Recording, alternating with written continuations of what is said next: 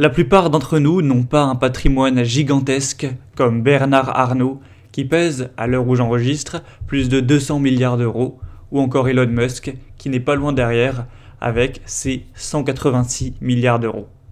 Mais le fait que vous êtes très loin de ce genre de richesse ne veut pas dire que vous ne devez pas mesurer votre patrimoine et vous intéresser à son évolution. Au contraire, mesurer l'évolution de son patrimoine vous permet de vous rendre compte de votre progression et peut vous aider à vous motiver pour avancer à ce niveau.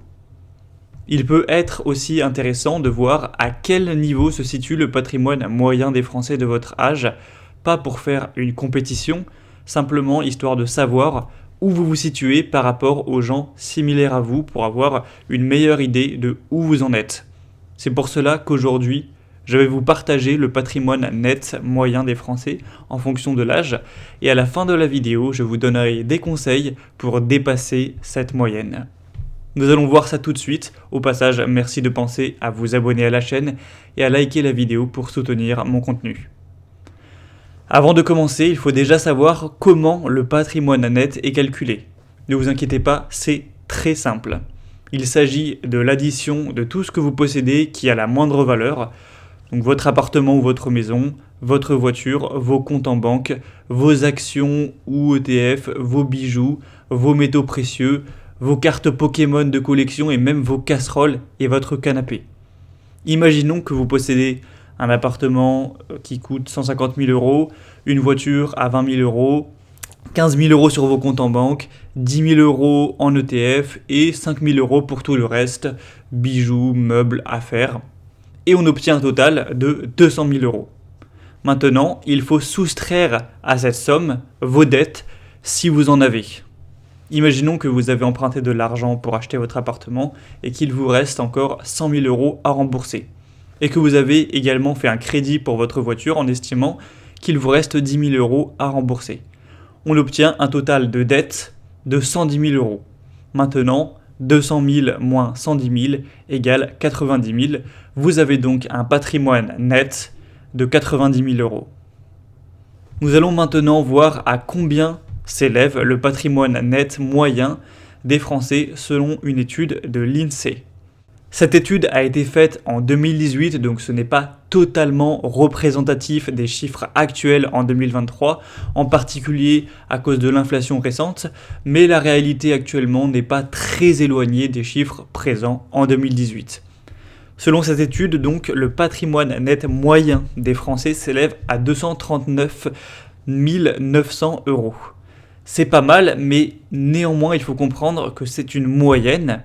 Et forcément, le top 0,01% des personnes très riches qui ont des dizaines, des centaines de millions, voire même des milliards et des centaines de milliards biaisent totalement ce nombre. Il est donc préférable d'utiliser non pas la moyenne, mais la médiane, qui est la ligne exacte où 50% des Français se situent au-dessus et 50% en dessous. Et cette médiane est de 117 000 euros, un chiffre déjà plus raisonnable. Pour les moins de 30 ans, cette médiane se situe à 12 700 euros. Les personnes de cet âge ont souvent à peine commencé pleinement leur carrière, parfois viennent de finir leurs études il y a quelques années, n'ont peut-être acheté leur appartement qu'il y a quelques années ou alors ils ne l'ont pas encore fait.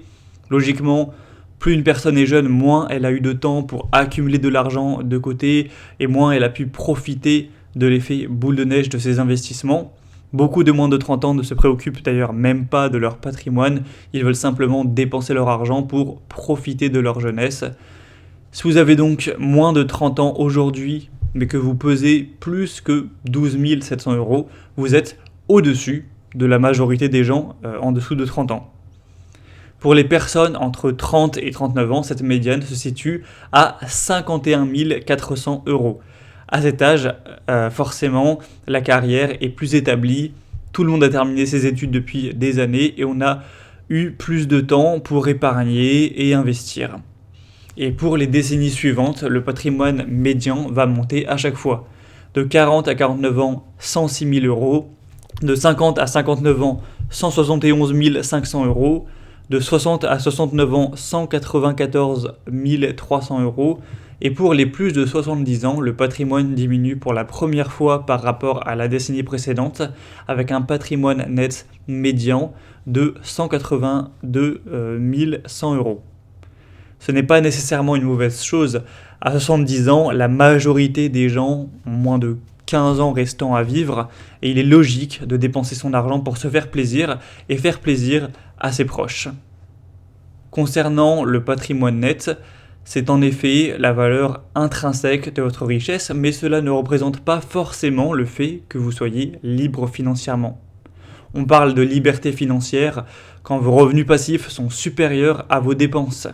Vous pouvez avoir un patrimoine net de 4 millions d'euros et donc un revenu passif mensuel de près de 10 000 euros, mais dépenser des fortunes dans une maison de luxe avec un loyer à 8 000 euros par mois, louer une voiture de sport à 2 000 euros par mois et avoir un budget plaisir, sorties et vacances de 3 000 euros par mois, et donc une différence de 2 000 euros de surplus entre vos revenus passifs et vos dépenses mensuelles. A l'inverse, vous pouvez n'avoir qu'1 million d'euros entre guillemets, et donc un revenu passif d'un peu plus de 2 500 euros par mois, mais vivre assez simplement en ne dépensant que 2 000 euros par mois, et donc être totalement libre avec même un surplus de 500 euros par mois. Voici maintenant quelques conseils pour vous aider à augmenter votre patrimoine net. Premièrement, dépensez peu. Surtout si vous êtes en dessous des 100 000 euros de patrimoine net, investissez un maximum votre argent et évitez de payer des objets chers tels qu'une voiture neuve ou des habits de marque. Essayez de vous contenter d'un loyer peu cher et partez en vacances assez proche de chez vous. C'est difficile et ça ne fait pas rêver, je sais bien, mais en faisant ça, quelques années, vous pourrez investir beaucoup plus et finir par atteindre vos premiers 100 000 euros plus rapidement. Et après ça, l'effet boule de neige prendra place et vous pourrez reprendre une vie plus normale tout en voyant votre patrimoine augmenter. Et en bonus, vous apprécierez encore plus chaque plaisir étant donné une privation de plusieurs années pendant votre jeunesse. Deuxièmement, évitez de vous endetter.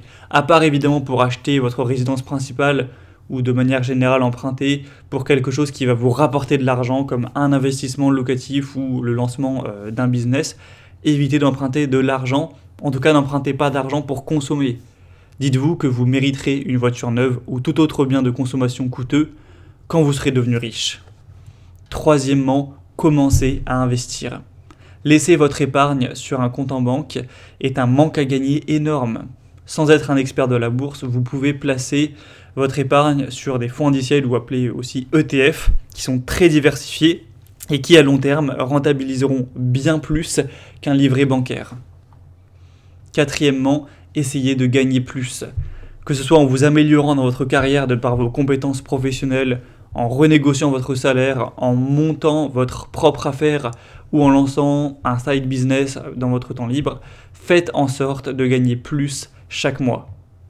Et cinquièmement, soyez patient. Rome ne s'est pas faite en un jour et votre patrimoine non plus. La croissance sera lente, surtout au début, mais si vous êtes organisé et discipliné, vous serez riche un jour et à ce moment-là, vous ressentirez beaucoup de gratitude pour vos choix passés. À présent, si tu veux plus de mon contenu, de mes astuces pour devenir riche lentement, abonne-toi maintenant à ma liste email en cliquant sur le premier lien dans la description.